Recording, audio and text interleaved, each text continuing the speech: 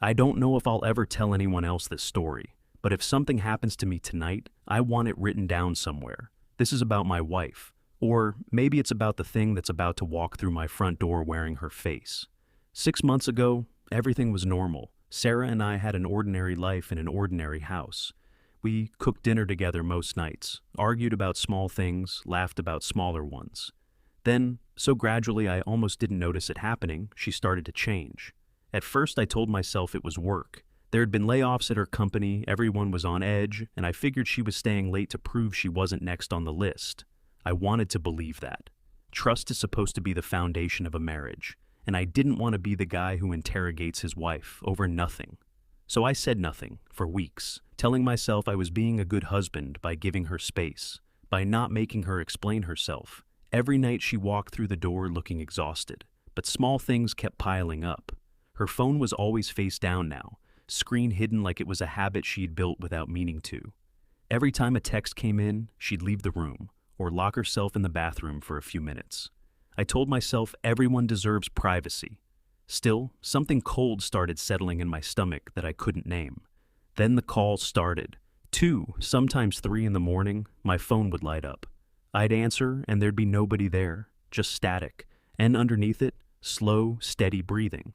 Then the line would go dead. The first time, I chalked it up to a wrong number. By the 4th or 5th time, I knew it wasn't.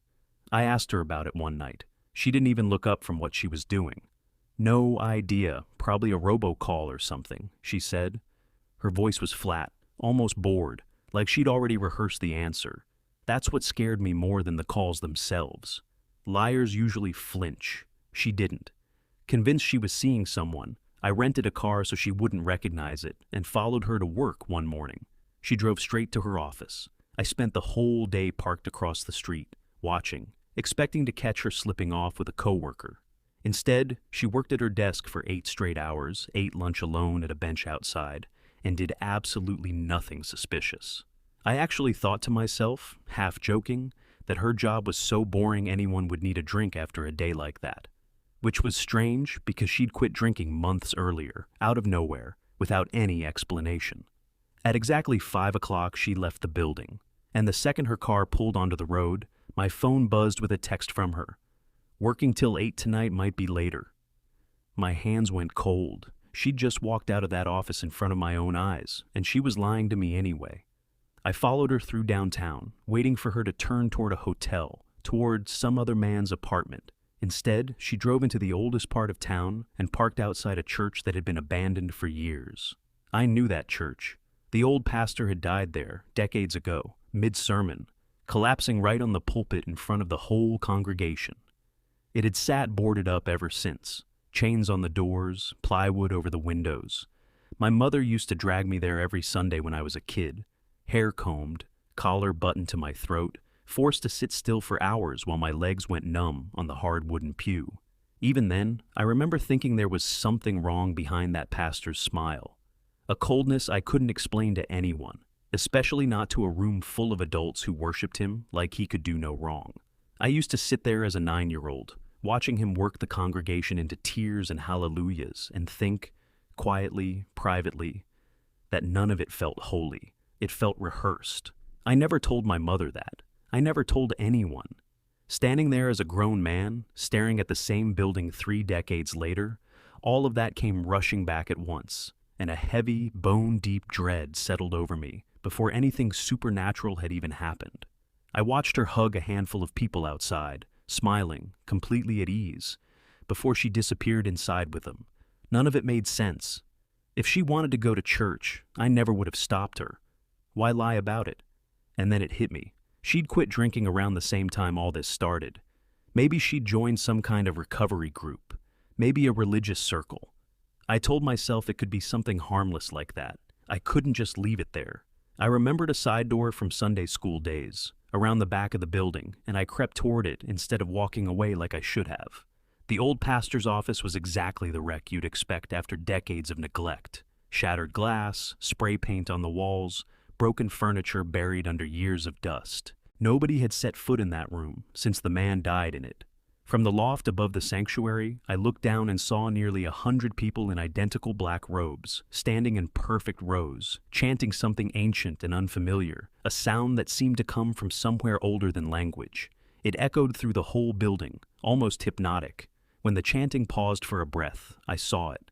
A massive pentagram painted across the sanctuary floor in what looked like dried red paint. This wasn't an affair. My wife had joined some kind of cult. Then she stepped into the center of the circle, cradling a terrified golden retriever puppy against her chest.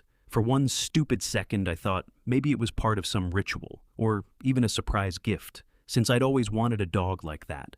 Then the room's energy shifted into something horrifying. She lifted the puppy above her head. The crowd cheered. She pulled a ceremonial knife from inside her robe and slit its throat, calmly, like she'd done it before, and set its small body down in the center of the pentagram. The chanting grew louder, sharper, almost violent.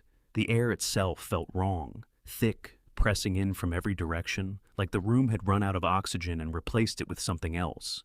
A low hum settled into my ears that had nothing to do with the singing, like the whole building was vibrating from somewhere underground. The puppy's body began to glow a deep red from the inside, like there was fire burning under its skin. Then it started convulsing, violently, over and over, each spasm worse than the last. I heard bones cracking, one after another.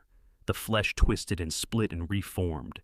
Its legs stretched, something rose along its back, and that small, innocent animal warped into something monstrous, something I never would have believed could exist. My hands went ice cold, my heart slammed against my ribs, and I didn't dare blink, like 1 second of inattention might somehow draw its attention to me. The creature rose onto its feet and spoke in a voice that was impossibly deep, layered, echoing from every direction at once, like the walls themselves were speaking. It announced that someone in that room had never sinned.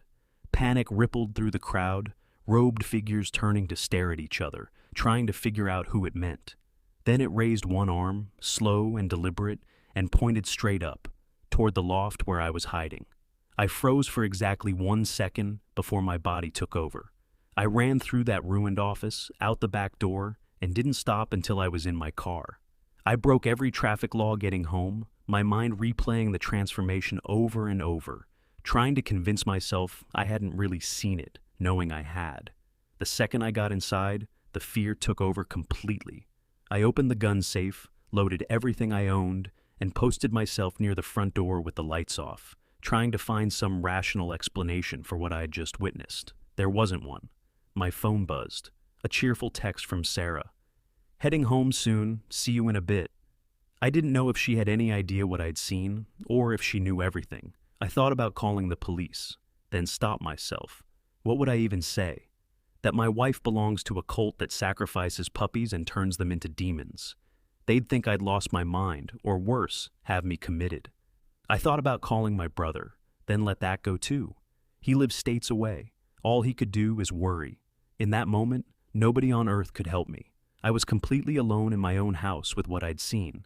Now, I'm sitting here in the dark, gripping a loaded gun, staring at that front door. Every second feels heavier than the last. I hear her car pull into the driveway, the same familiar engine sound I've heard 1,000 times. Except tonight it sounds like something wearing a mask. Car door shuts, footsteps on the porch, unhurried. The exact same pace she always walks when she's tired and home late. My heart is pounding so hard I'm afraid she'll hear it through the door. My finger tightens against the trigger guard.